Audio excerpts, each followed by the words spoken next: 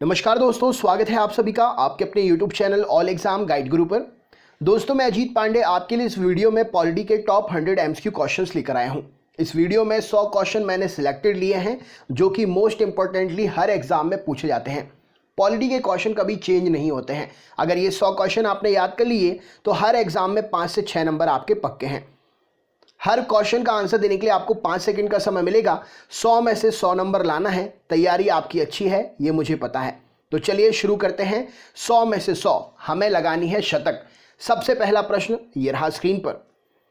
Question number 1 आपसे पूछा गया है, इन 4 ऑप्शन में से किस उपराष्ट्रपति जी की मृत्यु पद पर आसीन रहते हुए हुई थी? क्या उत्तर होगा बताइए।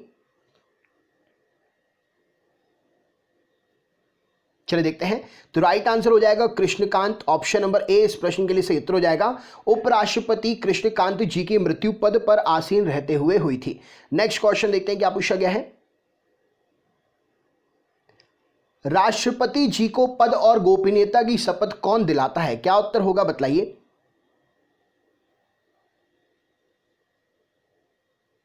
चलिए देखते हैं। तो राष्ट्रपति जी को पद और गोपनीयता की शपथ राइट आंसर हो जाएगा मुख्य न्यायाधीश जी दिलाते हैं। ऑप्शन नंबर ए इस प्रश्न के लिए सही उत्तर हो जाएगा। नेक्स्ट क्वेश्चन देखते हैं क्या पूछा गया है। संसद द्वारा पारित कोई भी विधेयक कब कानून बनता है? क्या उत्तर होगा बताइए। चलिए देखते हैं। तो संसद के द्वारा पारित कोई भी विधेयक राष्ट्रपति जी के अनुमोदन के बाद में कानून बनता है। ऑप्शन नंबर बी यहां पर सही उत्तर हो जाएगा। नेक्स्ट क्वेश्चन देखते हैं क्या पूछा गया है। यह रहा स्क्रीन पर। आपको बताना है इनमें से किस अधिकार को डॉक्टर भीमराव अंबेडकर जी ने संविधान का हृदय और आत्मा की संज्ञा दी थी? राइट आंसर क्या है इस प्रश्न के लिए बताइए।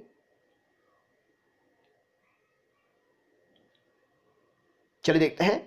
तो डॉक्टर भीमराव अंबेडकर जी ने संवैधानिक उपचार का अधिकार, ऑप्शन नंबर राइट आंसर हो जाएगा, संवैधानिक उपचारों के अधिकार को संविधान का हृदय और आत्मा कहा था। राइट आंसर है ऑप्शन नंबर डी।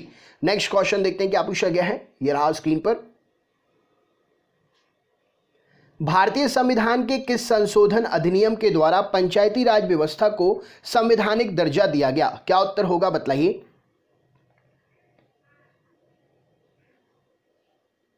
चलिए देखते हैं।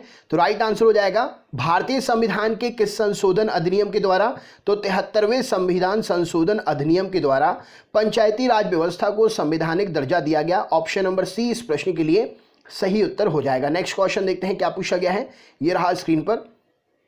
लिखित संविधान की अवधारणा सबसे पहले किस देश ने पेश की थी? क्या उत्तर होगा बताइए।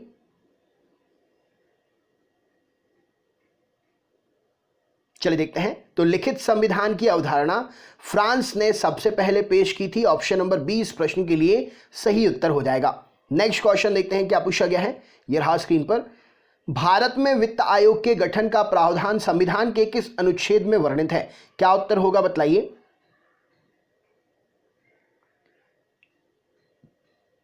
चलिए देखते हैं। तो भारत में वित्त आयोग के गठन का प्रावधान संविधान के अनुच्छेद 280 में वर्णित है। ऑप्शन नंबर 20 प्रश्न के लिए सही उत्तर हो जाएगा। वेरी इंपॉर्टेंट क्वेश्चन है। नेक्स्ट प्रश्न देखते हैं क्या पूछा गया है। यह रहा स्क्रीन पर। मौलिक अधिकारों में संशोधन करने में कौन सक्षम है? इनमें से क्या उत्तर होगा बताइए।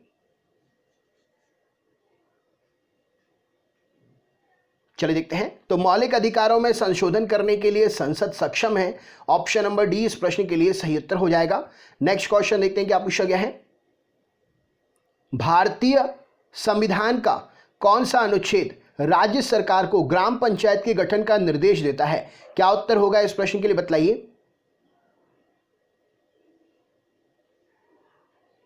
चलिए देखते हैं। तो भारतीय संविधान का अनुच्छेद कौन सा है? तो अनुच्छेद 40 राइट आंसर हो जाएगा। ऑप्शन नंबर सी।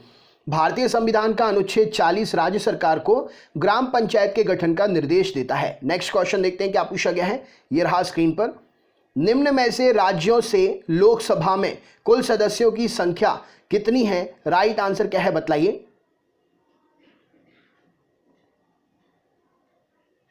चलिए देखते हैं। तो राइट आंसर हो जाएगा राज्यों से लोकसभा में कुल 530 सदस्य निर्वाचित होते हैं। ऑप्शन नंबर ए इस प्रश्न के लिए सही उत्तर हो जाएगा। निम्न में से 530 लोकसभा में कुल सदस्यों की संख्या है राज्यों से। नेक्स्ट क्वेश्चन देखते हैं क्या पूछा गया, ये रहा स्क्रीन पर। निम्नलिखित में से कौन सा एक लोकसभा का सर्वाधिक बड़ा निर्वाचन क्षेत्र है? क्या उत्तर होगा बतलाइए।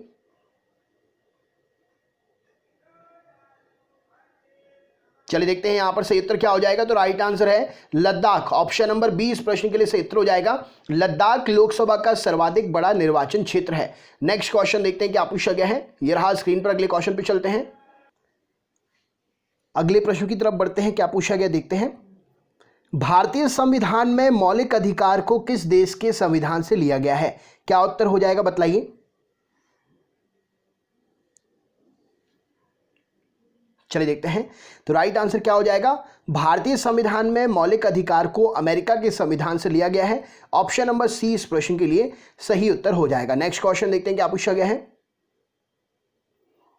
भारत का प्रधानमंत्री बनने के लिए न्यूनतम आयु का क्या होना तय है और राज्यसभा का सदस्य है तो? राइट आंसर क्या है बतलाइए।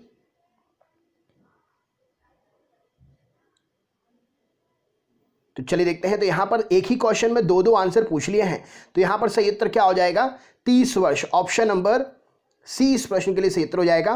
राज्यसभा का सदस्य है तो इन शॉर्ट यानी कि राज्यसभा की भी आयु हो गई और प्रधानमंत्री की न्यूनतम आयु क्या है ये भी आपको पता चल गई। तो यहां पर एक ही क्वेश्चन को दो क्वेश्चन को एक ही तरीके से पूछ लिया है। नेक्स्ट क्वेश्चन देखते हैं क्या पूछा गया है। राष्ट्रपति पर महाभियोग किस आधार पर लगाया जा सकता है? क्या उत्तर होगा बतलाइए।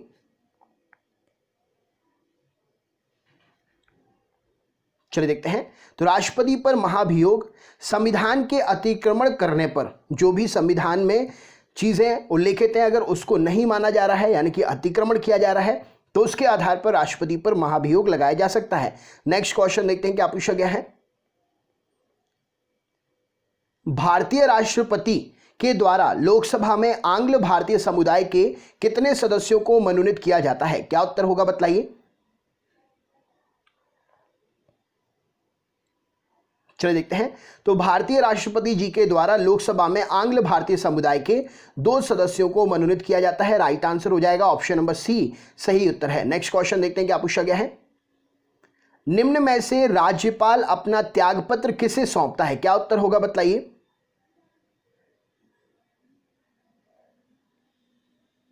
चलिए देखते हैं। तो राज्यपाल अपना त्यागपत्र जो है ऑप्शन नंबर राष्ट्रपति जी को सौंपते हैं। ऑप्शन नंबर सी यहां पर सही उत्तर हो जाएगा। नेक्स्ट क्वेश्चन देखते हैं क्या पूछा गया है, ये रहा स्क्रीन पर। कोई विधेयक धन विधेयक है या नहीं, ये निर्णय राज्य में कौन करता है? राइट आंसर क्या है बतलाइए।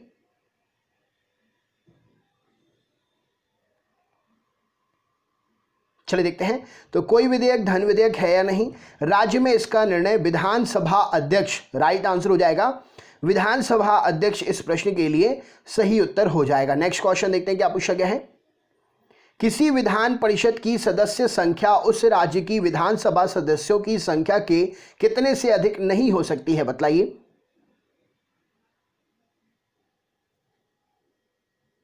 चलिए देखते हैं।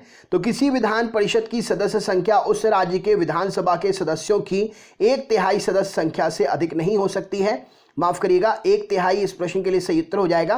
राइट आंसर है 1/3। ऑप्शन नंबर बी इस प्रश्न के लिए सही उत्तर हो जाएगा। नेक्स्ट क्वेश्चन देखते हैं क्या पूछा गया है। निम्नलिखित में से राष्ट्रपति द्वारा राज्यसभा के सदस्यों के नामांकन का नियम किस देश के संविधान से लिया गया था? राइट आंसर क्या है बतलाइए। चलिए देखते हैं। तो राष्ट्रपति जी के द्वारा राज्यसभा के सदस्यों का नामांकन आयरलैंड के संविधान से लिया गया था। ऑप्शन नंबर बी यहां पर सही उत्तर हो जाएगा। नेक्स्ट क्वेश्चन देखते हैं क्या पूछा गया है। निम्नलिखित में से योजना आयोग का प्रतिस्थापन किससे हुआ है? क्या उत्तर होगा बतलाइए। चलिए देखते हैं। तो राइट आंसर हो जाएगा योजना आयोग का प्रतिस्थापन नीति आयोग से हुआ है। ऑप्शन नंबर सी इस प्रश्न के लिए सही उत्तर हो जाएगा। नेक्स्ट क्वेश्चन देखते हैं। निम्नलिखित में से भाषा के आधार पर गठित पहला राज्य इनमें से कौन सा है? राइट आंसर क्या है बतलाइए।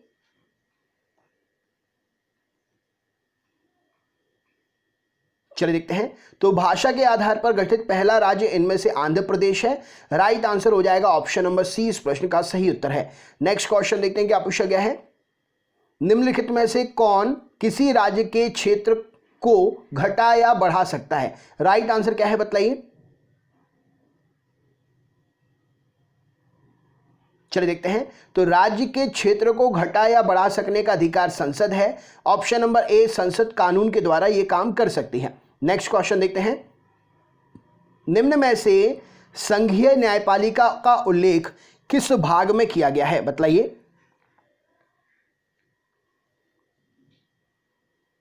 चलिए देखते हैं। तो संघीय न्यायपालिका का उल्लेख भाग 5 में किया गया है।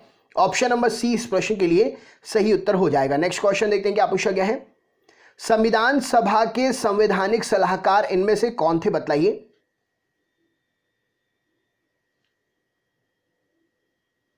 चलिए देखते हैं। तो संविधान सभा के संवैधानिक सलाहकार BN राव जी थे। ऑप्शन नंबर बी इस प्रश्न के लिए सही उत्तर हो जाएगा। नेक्स्ट क्वेश्चन देखते हैं क्या पूछा गया है। ये रहा स्क्रीन पर। भारत के विभाजन के बाद संविधान सभा में सदस्यों की संख्या कितनी थी बताइए।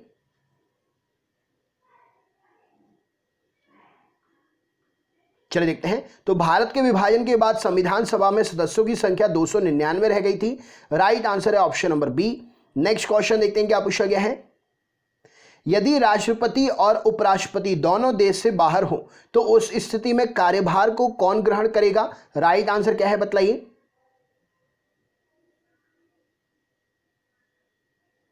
चलिए देखते हैं। तो यदि राष्ट्रपति और उपराष्ट्रपति दोनों देश से बाहर हो तो उस समय सुप्रीम कोर्ट का मुख्य न्यायाधीश कार्यभार को ग्रहण करेगा। ऑप्शन नंबर सी इस प्रश्न के लिए सही उत्तर हो जाएगा। नेक्स्ट क्वेश्चन देखते हैं। निम्नलिखित में से लोक लेखा समिति में कितने सदस्य होते हैं? क्या उत्तर होगा बताइए। चलिए देखते हैं। तो लोक लेखा समिति में 22 सदस्य होते हैं। राइट आंसर हो जाएगा ऑप्शन नंबर बी इस प्रश्न के लिए सही उत्तर है। नेक्स्ट क्वेश्चन देखते हैं क्या पूछा गया है। किसी विधानसभा में कोई धन विधेयक किसकी अनुमति के बिना नहीं प्रस्तुत किया जा सकता है? क्या उत्तर होगा बताइए। चलिए देखते हैं। तो किसी विधानसभा में कोई धन विधेयक जो है राज्यपाल की अनुमति के बिना प्रस्तुत नहीं किया जा सकता है। ऑप्शन नंबर सी यहां पर सही उत्तर हो जाएगा। नेक्स्ट क्वेश्चन देखते हैं क्या पूछा गया है। निम्न में से मौलिक अधिकारों में संशोधन करने को कौन सक्षम है बताइए।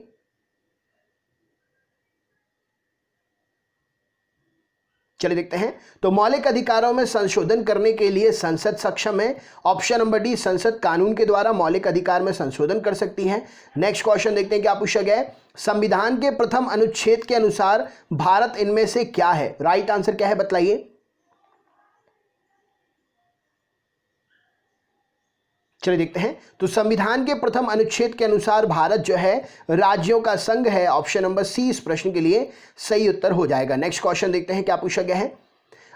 अविश्वास प्रस्ताव किस सदन में लेकर आया जाता है बताइए।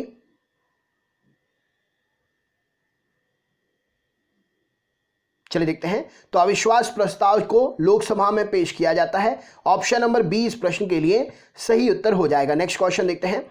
निम्नलिखित में से कैबिनेट समिति का क्या अर्थ होता है? राइट आंसर क्या है बताइए।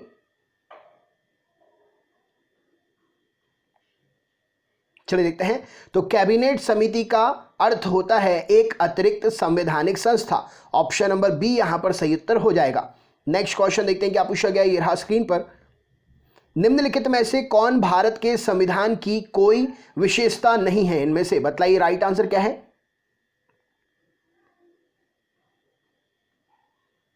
चलिए देखते हैं। तो भारत के संविधान की कोई इनमें से विशेषता नहीं है। भारत के संविधान में दोहरी नागरिकता का कोई भी प्रावधान नहीं है। ऑप्शन नंबर बी यहां पर सही उत्तर हो जाएगा। नेक्स्ट क्वेश्चन देखते हैं क्या पूछा गया है। राज्य लोक सेवा आयोग के सदस्यों को निकालने के लिए कौन जिम्मेदार होता है? राइट आंसर क्या है बताइए।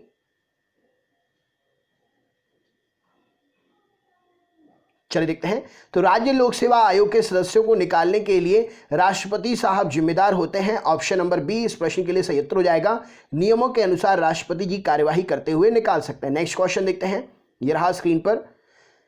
राज्य विधानसभा द्वारा पारित एक साधारण विधेयक अधिकतम अवधि के लिए विधान परिषद द्वारा विलंबित हो सकता है, वो अवधि क्या है बताइए।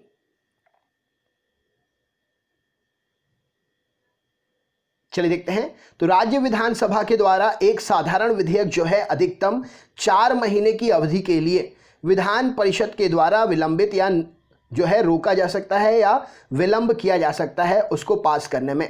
नेक्स्ट क्वेश्चन देखते हैं क्या पूछा गया है। सामूहिक जिम्मेदारी से मंत्रिपरिषद सामूहिक रूप से किसके प्रति जिम्मेदार होता है बतलाइए।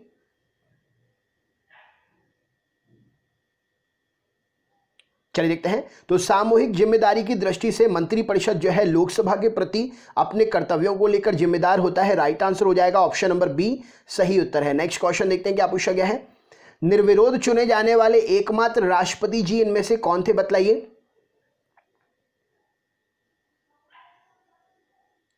चलिए देखते हैं। तो राइट आंसर हो जाएगा नीलम संजीव रेड्डी एकमात्र राष्ट्रपति साहब थे, प्रेसिडेंट साहब थे जो कि निर्विरोध चुने गए थे। राइट आंसर हो जाएगा option number C. Next question देखते हैं क्या पूछा गया है। ये रहा स्क्रीन पर।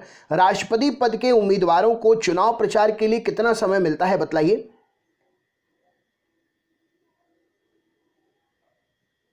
चलिए देखते हैं। तो राष्ट्रपति पद के उम्मीदवारों के लिए चुनाव प्रचार के लिए 2 सप्ताह का समय मिलता है। ऑप्शन नंबर बी यहां पर सही उत्तर हो जाएगा। नेक्स्ट क्वेश्चन देखते हैं। निम्नलिखित में से कौन सी एक वह मूल आधिकारिकता है जिससे भारतीय संविधान विकसित हुआ है, क्या उत्तर होगा बतलाइए। चलिए देखते हैं। तो मूल आधारिका इसमें से भारत शासन अधिनियम 1935 ऑप्शन नंबर ए इस प्रश्न का सही उत्तर हो जाएगा। भारतीय संविधान इसी से विकसित हुआ है। नेक्स्ट क्वेश्चन देखते हैं क्या पूछा गया है। संविधान के किस भाग में नीति निर्देशक तत्वों का उल्लेख किया गया है बतलाइए।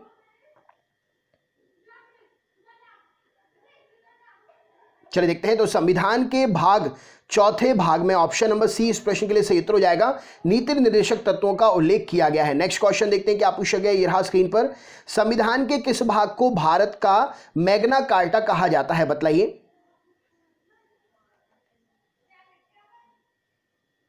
चलिए देखते हैं। संविधान के भाग 3 को ऑप्शन नंबर सी यहां पर सही उत्तर हो जाएगा मैग्ना कार्टा की संज्ञा दी गई है। नेक्स्ट क्वेश्चन देखते हैं क्या पूछा गया है। निम्न में से कौन सा सुमेलित नहीं है, इनमें से क्या उत्तर होगा बतलाइए।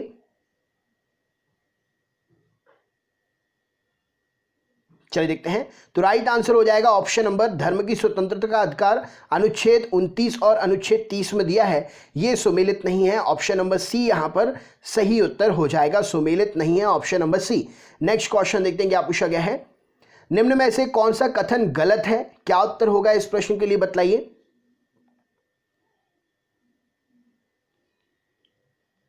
चलिए देखते हैं। तो राइट आंसर हो जाएगा ऑप्शन नंबर बी संपत्ति का अधिकार अब एकमात्र नैतिक अधिकार रह गया है। यह बात गलत है। संपत्ति का अधिकार कानूनी अधिकार की श्रेणी में है। नेक्स्ट क्वेश्चन देखते हैं क्या पूछा गया है। निम्न में से कौन सा अधिकार अनुच्छेद 19 में नहीं है, क्या उत्तर होगा बतलाइए। चलिए देखते हैं। तो संविधान के अनुच्छेद 19 में जो है उपाधियों के अंत के बारे में जानकारी नहीं दी गई है। राइट आंसर है option number D. Next question देखते हैं क्या पूछा गया है। यह रहा स्क्रीन पर। अनुच्छेद 18 के अंतर्गत निम्न में से कौन सी उपाधि एक भारतीय द्वारा धारित नहीं की जा सकती है बतलाइए।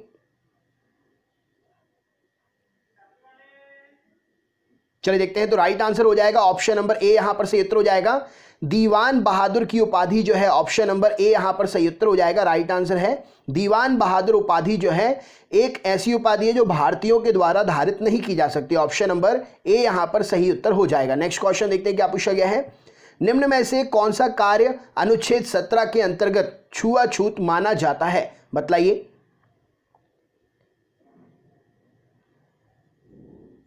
चलिए देखते हैं। तो राइट आंसर हो जाएगा अनुच्छेद 17 के अंतर्गत ऑप्शन नंबर उपर्युक्त सभी, यानी कि धार्मिक दार्शनिक आधार पर छुआछूत को सही ठहराना, किसी व्यक्ति को समान बिक्री या सेवाएं देने से रोकना, किसी व्यक्ति को सार्वजनिक स्थल पर प्रवेश करने से रोकना, ये सब छुआछूत के अंतर्गत माने जाते हैं। नेक्स्ट क्वेश्चन देखते हैं क्या पूछा गया है। ये रहा स्क्रीन पर। शिक्षा का अधिकार किस उम्र के बच्चों के लिए बनाया गया है बतलाइए।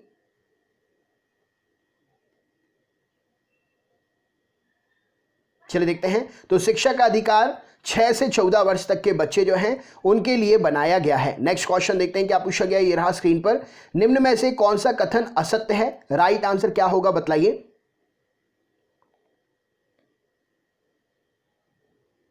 चलिए देखते हैं। तो यहां पर सही उत्तर हो जाएगा ऑप्शन नंबर बी, शिक्षा का अधिकार अधिनियम 2008 में संसद ने पास किया था। गलत है, ये असत्य है। राइट आंसर हो जाएगा शिक्षा का अधिकार अधिनियम 2008 में संसद से पास नहीं हुआ था। नेक्स्ट क्वेश्चन देखते हैं क्या पूछा गया है, ये रहा स्क्रीन पर। अगले क्वेश्चन पर चलते हैं। निम्न में से कौन सा मूल अधिकार राष्ट्रीय आपातकाल के दौरान स्वतः समाप्त नहीं होता है? बतलाइए। चलिए देखते हैं। तो मूल अधिकार ऑप्शन नंबर सी यहां पर सही उत्तर हो जाएगा। अनुच्छेद 20 से लेकर 21 तक का जो है स्वतः समाप्त नहीं होते हैं। ऑप्शन नंबर सी यहां पर सही उत्तर हो जाएगा। नेक्स्ट क्वेश्चन देखते हैं क्या पूछा गया है। अनुच्छेद 25 का संबंध किससे है? बतलाइए।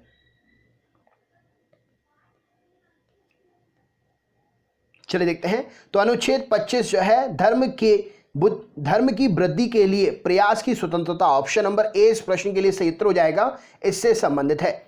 नेक्स्ट क्वेश्चन देखते हैं क्या पूछा गया है।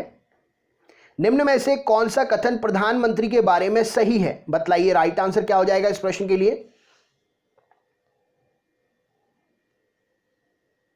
चलिए देखते हैं। तो प्रधानमंत्री के बारे में ऑप्शन नंबर बी यहां पर सही कथन है। प्रधानमंत्री की नियुक्ति राष्ट्रपति द्वारा की जाएगी।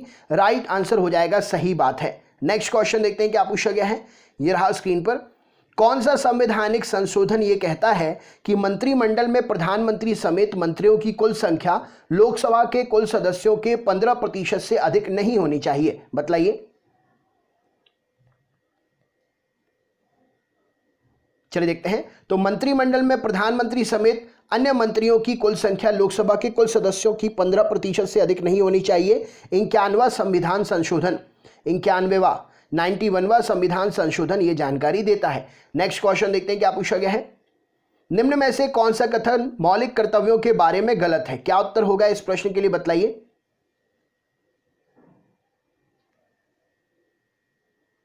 चलिए देखते हैं। तो मौलिक कर्तव्यों के बारे में इनमें से कौन सा कथन गलत है, क्वेश्चन ये आपसे पूछा गया था।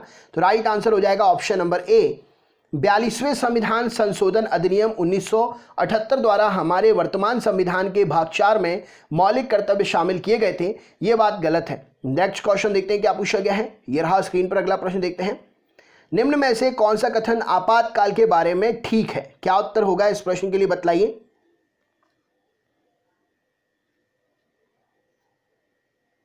चलिए देखते हैं। तो आपातकाल के बारे में ऑप्शन नंबर डी, सिर्फ कैबिनेट की लिखित सलाह पर ही राष्ट्रपति आपातकाल की घोषणा कर सकते हैं, यह बात सही है। ऑप्शन नंबर डी यहां पर राइट आंसर हो जाएगा। नेक्स्ट क्वेश्चन देखते हैं क्या पूछा गया है।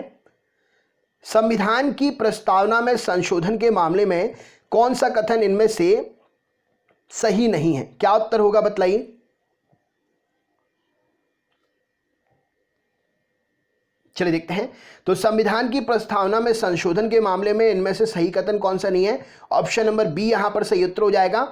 अभी तक प्रस्तावना में परिवर्तन नहीं किया गया है, यह बात गलत है, कथन सही नहीं है। नेक्स्ट क्वेश्चन देखते हैं क्या पूछा गया है। अगले प्रश्न पर चलते हैं। यदि भारत के राष्ट्रपति का पद रिक्त हो जाए और कोई उपराष्ट्रपति भी ना हो तो निम्न में से कौन कार्यवाहक राष्ट्रपति होगा? क्या उत्तर होगा बतलाइए।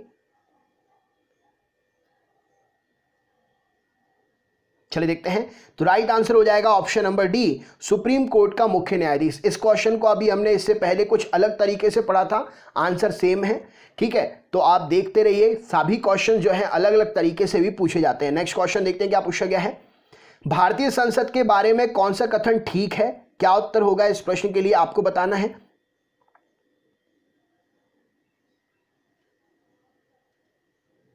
चलिए देखते हैं। तो भारतीय संसद के बारे में कौन सा कथन ठीक है, यह जानकारी देनी है। तो ऑप्शन नंबर सी यहां पर सही उत्तर हो जाएगा। संविधान का अनुच्छेद 72 राज्यसभा में संरचना निर्दिष्ट करता है। ऑप्शन नंबर भारतीय संसद के बारे में कथन ये सही है। नेक्स्ट क्वेश्चन देखते हैं क्या पूछा गया है। निम्न में से कौन भारत का धर्मनिरपेक्ष राज्य घोषित करता है? क्या उत्तर हो जाएगा बतलाइए। चलिए देखते हैं। तो भारत को धर्मनिरपेक्ष राष्ट्र जो है ऑप्शन नंबर ए संविधान की प्रस्तावना जो है घोषित करती है। नेक्स्ट क्वेश्चन देखते हैं क्या पूछा गया है। राज्य वित्त आयोग के संबंध में कौन सा कथन सही है? क्या उत्तर होगा इस प्रश्न के बारे में? राइट आंसर क्या है बताइए। चलिए देखते हैं। तो राज्य वित्त आयोग के बारे में कौन सा कथन सही है, क्वेश्चन ये पूछा गया है। तो ऑप्शन नंबर डी उपर्युक्त सभी कथन सही हैं। तो अनुच्छेद 280 के तहत केंद्र के वित्त आयोग की तर्ज पर 1993 से भारत के सभी राज्यों में राज्य वित्त आयोग की स्थापना की गई। राज्य वित्त आयोग का उद्देश्य पंचायतों की वित्तीय स्थिति की समीक्षा करना होता है। पंचायत को कितने कर, शुल्क, टोल और फीस सौंपी जा सकती है, इसका निर्धारण करना राज्य वित्त आयोग का काम होता है। नेक्स्ट क्वेश्चन देखते हैं क्या पूछा गया है। किसने कहा राष्ट्रपति का आपातकालीन अधिकार संविधान के साथ में धोखा है? राइट आंसर क्या है बतलाइए। चलिए देखते हैं। तो राष्ट्रपति का आपातकालीन अधिकार संविधान के साथ धोखा है, हृदयनाथ कुंजरू ने यह बात कही। ऑप्शन नंबर डी इस प्रश्न के लिए सही उत्तर हो जाएगा। नेक्स्ट क्वेश्चन देखते हैं क्या पूछा गया है। संविधान के किस भाग में केंद्र राज्य वित्तीय संबंध दिए गए हैं? क्या उत्तर होगा इस प्रश्न के लिए बतलाइए। चलिए देखते हैं। तो संविधान के भाग 11 में 10 और 1 11, संविधान के भाग 11 में केंद्र राज्य वित्तीय संबंध दिए गए हैं। नेक्स्ट क्वेश्चन देखते हैं। अगला प्रश्न ये रहा स्क्रीन पर। शून्यकाल की संसदीय व्यवस्था किस देश की देन है बतलाइए।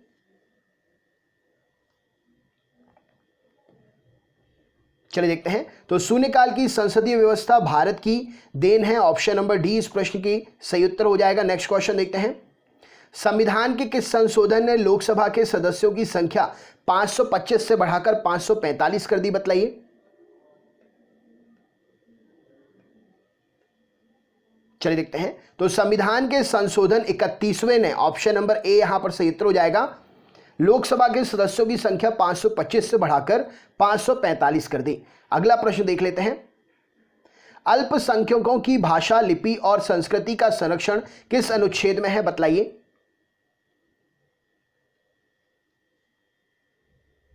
चलिए देखते हैं। तो अल्पसंख्यकों की भाषा, लिपि और संस्कृति का संरक्षण जो है ऑप्शन नंबर सी में दिया गया है, यानी कि 29, अनुच्छेद 29 में है। राइट आंसर हो जाएगा। नेक्स्ट क्वेश्चन देखते हैं क्या पूछा गया है। निम्न में से कौन सा सुमेलित नहीं है? क्या उत्तर हो जाएगा इस प्रश्न के लिए बतलाइए। चलिए देखते हैं। तो राइट आंसर हो जाएगा ऑप्शन नंबर ए, मानव व्यापार एवं बालात श्रम पर रोक अनुच्छेद 24 में नहीं है। राइट आंसर हो जाएगा ऑप्शन नंबर ए, इसमें से सुमेलित नहीं है। नेक्स्ट क्वेश्चन देखते हैं क्या पूछा गया है। यह रहा स्क्रीन पर। भारत की सरकारी भाषा संबंधी प्रावधान का संशोधन किससे हो सकता है बतलाइए।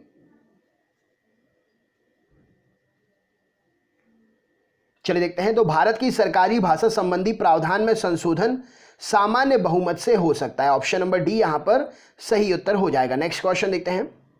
निम्न में से कौन सा कथन नीति निर्देशक सिद्धांतों के बारे में सही नहीं है? क्या उत्तर हो जाएगा इस प्रश्न के लिए बताइए। Right answer.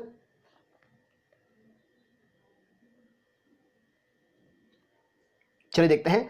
तो नीति निर्देशक सिद्धांतों के बारे में सही नहीं है। ऑप्शन नंबर सी यहां पर सही उत्तर हो जाएगा।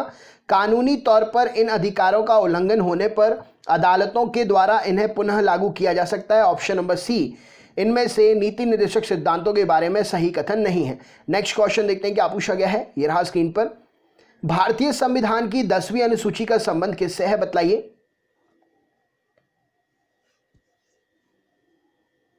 चलिए देखते हैं। तो राइट आंसर हो जाएगा दल बदल विरोधी कानून से। ऑप्शन नंबर डी यहां पर सही उत्तर हो जाएगा। भारतीय संविधान की 10वीं अनुसूची का संबंध दल बदल विरोधी कानून से है। नेक्स्ट क्वेश्चन देखते हैं क्या पूछा गया है। निम्न में से कौन संसद के दोनों सदनों में से किसी भी सदन की कार्यवाही में भाग ले सकता है? इनमें से क्या उत्तर हो जाएगा इस प्रश्न के लिए बतलाइए। चलिए देखते हैं। तो राइट आंसर हो जाएगा ऑप्शन नंबर महान्यायवादी। राइट आंसर हो जाएगा महान्यायवादी संसद के दोनों सदनों में से किसी भी सदन की कार्यवाही में भाग ले सकता है। नेक्स्ट क्वेश्चन देखते हैं क्या पूछा गया है। भारतीय संविधान में राज्य के नीति निर्देशक तत्व ग्रहण कहां से किए गए हैं? क्या उत्तर होगा बतलाइए।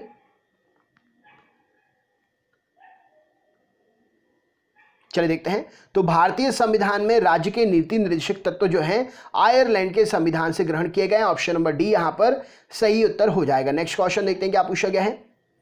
सर्वोच्च न्यायालय के प्रथम मुख्य न्यायाधीश इसमें से कौन थे? क्या उत्तर होगा बताइए। चलिए देखते हैं। तो सर्वोच्च न्यायालय के प्रथम मुख्य न्यायाधीश इनमें से हीरालाल जे कानिया, ऑप्शन नंबर बी यहां पर सही उत्तर हो जाएगा। नेक्स्ट क्वेश्चन देखते हैं क्या पूछा गया है। भारतीय संविधान के किस भाग में संघीय न्यायपालिका का उल्लेख मिलता है बतलाइए।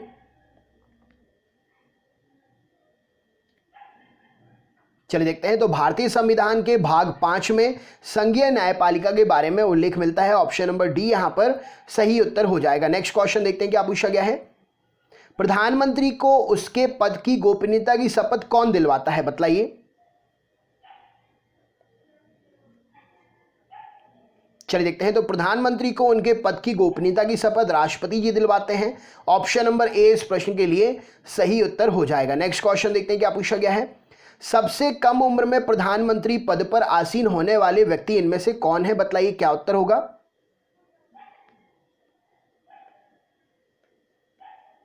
चलिए देखते हैं। तो सबसे कम उम्र में प्रधानमंत्री पद पर आसीन होने वाले व्यक्ति राजीव गांधी हैं। ऑप्शन नंबर ए इस प्रश्न के लिए सही उत्तर हो जाएगा। नेक्स्ट क्वेश्चन देखते हैं क्या पूछा गया है। राज्यसभा के सदस्यों को नामित करने का अधिकार निम्नलिखित में से किसको है बतलाइए। चलिए देखते हैं। तो राज्यसभा के सदस्यों को नामित करने का अधिकार राष्ट्रपति साहब को है। ऑप्शन नंबर ए इस प्रश्न के लिए सही उत्तर हो जाएगा। नेक्स्ट क्वेश्चन देखते हैं क्या पूछा गया है। निम्नलिखित में से कौन स्थायी समिति है? क्या उत्तर होगा बतलाइए। चलिए देखते हैं। तो राइट आंसर हो जाएगा प्राक्कलन समिति, लोकलेखा समिति, नियम समिति, ये सभी जो हैं स्थायी समितियां हैं। नेक्स्ट क्वेश्चन देखते हैं क्या पूछा गया है। भारतीय संविधान की व्याख्या करने का मुख्य अधिकारी कौन है? क्या उत्तर होगा बतलाइए।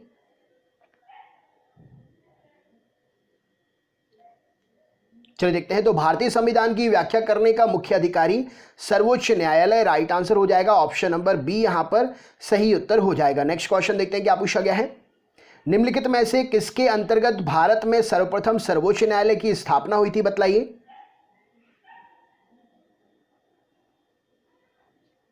चलिए देखते हैं। तो राइट आंसर हो जाएगा रेगुलेटिंग अधिनियम 1773, रेगुलेटिंग एक्ट 1773 के अंतर्गत भारत में सर्वोच्च न्यायालय की स्थापना हुई थी। ऑप्शन नंबर ए यहां पर सही उत्तर हो जाएगा।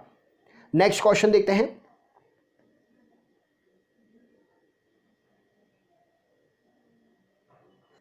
अगला प्रश्न स्क्रीन पर है आपसे पूछा गया अगले प्रश्न में उच्चतम न्यायालय के न्यायाधीशों की संख्या में वृद्धि करने की शक्ति किसके पास होती है बतलाइए।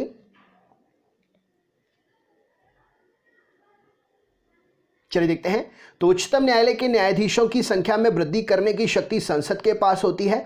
ऑप्शन नंबर डी यहां पर सही उत्तर हो जाएगा। कानून पारित करके ऐसा कर सकती है। नेक्स्ट क्वेश्चन देखते हैं। राज्यसभा के लिए नामित प्रथम फिल्म अभिनेत्री कौन थी बतलाइए।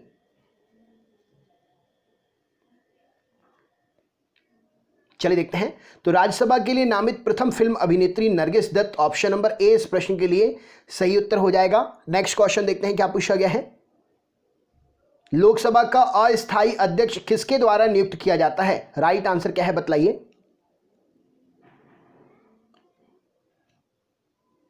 चलिए देखते हैं।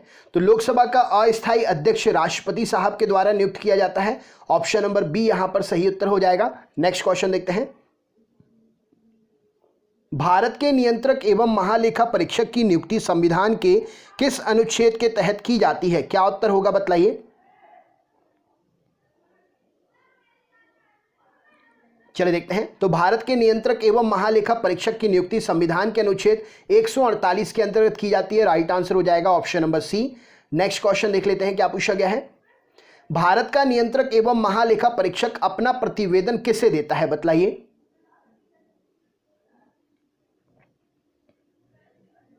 चलिए देखते हैं। तो भारत का नियंत्रक और महालेखा पर्यवेक्षक जो है या परीक्षक अपना प्रतिवेदन राष्ट्रपति साहब को देता है। ऑप्शन नंबर सी इस प्रश्न के लिए सही उत्तर हो जाएगा। नेक्स्ट क्वेश्चन देखते हैं क्या पूछा गया है। लोकसभा अध्यक्ष किस समिति का पदेन अध्यक्ष होता है? क्या उत्तर होगा बतलाइए।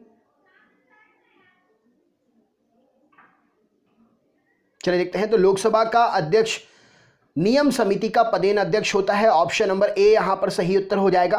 नेक्स्ट क्वेश्चन देखते हैं क्या पूछा गया है। भारतीय संविधान के किस अनुच्छेद में राज्य के नीति निर्देशक तत्वों का उल्लेख है बताइए।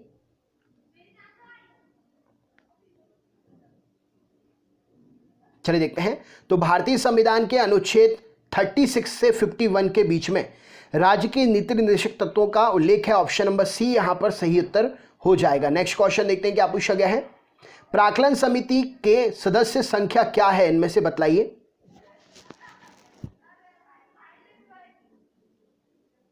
चलिए देखते हैं। तो प्राक्कलन समिति में 30 सदस्य होते हैं। ऑप्शन नंबर सी यहां पर सही उत्तर हो जाएगा। नेक्स्ट क्वेश्चन देखते हैं क्या पूछा गया है। निम्नलिखित में से किस समिति का सदस्य कोई मंत्री नहीं हो सकता है, बतलाइए। चलिए देखते हैं। तो राइट आंसर हो जाएगा प्राक्कलन समिति, सरकारी उपक्रम समिति, लोकलेखा समिति, इन सभी के सदस्य कोई भी मंत्री नहीं हो सकते हैं। नेक्स्ट क्वेश्चन देखते हैं क्या पूछा गया। ये रहा स्क्रीन पर। संविधान का वह कौन सा भाग है जो संविधान के निर्माताओं के मस्तिष्क और उद्देश्यों को प्रतिबिंबित करता है, क्या उत्तर होगा बतलाइए। चलिए देखते हैं। तो संविधान का वह भाग है राज्य के गति निर्देशक तत्व, नीति निर्देशक तत्व है यहां पर, ठीक है ना। इसको सही कर लीजिएगा। नीति निर्देशक तत्व जो हैं वो निर्माताओं के मस्तिष्क और उद्देश्यों को प्रतिबिंबित करते हैं। नेक्स्ट क्वेश्चन देखते हैं क्या पूछा गया है। संविधान सर्वोच्च न्यायालय में तदर्थ न्यायाधीशों की नियुक्ति किस देश की न्याय प्रणाली से संबंधित है, क्या उत्तर होगा बतलाइए। चलिए देखते हैं। तो सर्वोच्च न्यायालय में तदर्थ न्यायाधीश यानी कि जो भी न्यायाधीशों की नियुक्ति होती है वो फ्रांस के संविधान से प्रेरित है। राइट आंसर हो जाएगा। नेक्स्ट क्वेश्चन देखते हैं क्या पूछा गया है। लाभ का पद कैसे परिभाषित होता है। नियम रहते हैं ना कि अगर आप ये मंत्री बनते हैं या ये पोस्ट मिलती है तो कोई लाभ के पद पर नहीं होना चाहिए। तो ये लाभ का परिभाषित किसके द्वारा होता है पद। चलिए देखते हैं। तो लाभ का परिभाषित पद जो है सर्वोच्च न्यायालय के द्वारा होता है। ऑप्शन नंबर बी यहां पर सही उत्तर हो जाएगा। लाभ का पद परिभाषित सर्वोच्च न्यायालय के द्वारा होता है। नेक्स्ट क्वेश्चन देखते हैं। सर्वोच्च न्यायालय के मुख्य न्यायाधीश की नियुक्ति कौन करता है बतलाइए।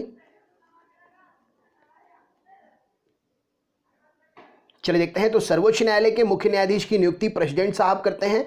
ऑप्शन नंबर सी यहां पर सही उत्तर हो जाएगा। नेक्स्ट क्वेश्चन देखते हैं। प्राक्कलन समिति के सदस्य इनमें से कहां से चुने जाते हैं बतलाइए। चलिए देखते हैं। तो प्राक्कलन समिति के सदस्य जो हैं लोकसभा, केवल लोकसभा से चुने जाते हैं। ऑप्शन नंबर ए इस प्रश्न के लिए सही उत्तर हो जाएगा। नेक्स्ट क्वेश्चन देखते हैं। भारत के नियंत्रक एवं महालेखा परीक्षक का कार्यकाल कितना होता है, क्या उत्तर होगा इस प्रश्न के लिए बतलाइए।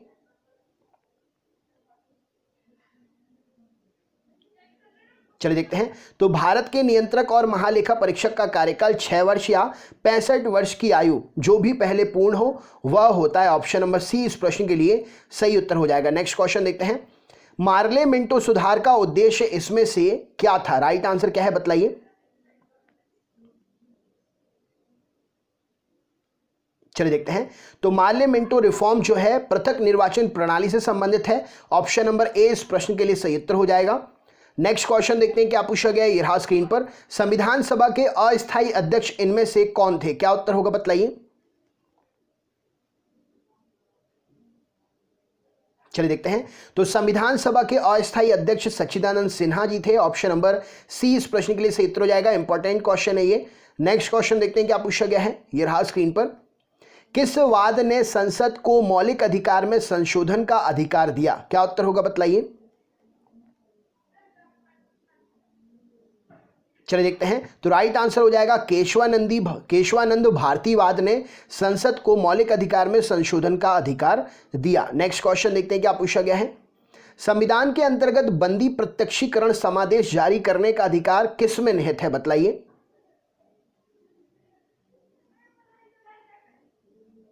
चलिए देखते हैं। तो संविधान के अंतर्गत बंदी प्रत्यक्षीकरण समादेश जारी करने का अधिकार उच्च तथा उच्चतम न्यायालय दोनों में ही निहित है। ऑप्शन नंबर ए इस प्रश्न के लिए सही उत्तर हो जाएगा। नेक्स्ट क्वेश्चन देखते हैं। संसद के दोनों सदनों की संयुक्त अधिवेशन को कौन बुलाता है बतलाइए।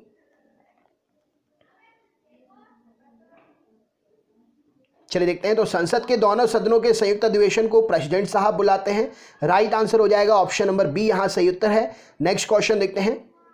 प्रथम स्पीकर जिसके खिलाफ लोकसभा में अविश्वास प्रस्ताव लाया गया था, कौन थे बतलाइए।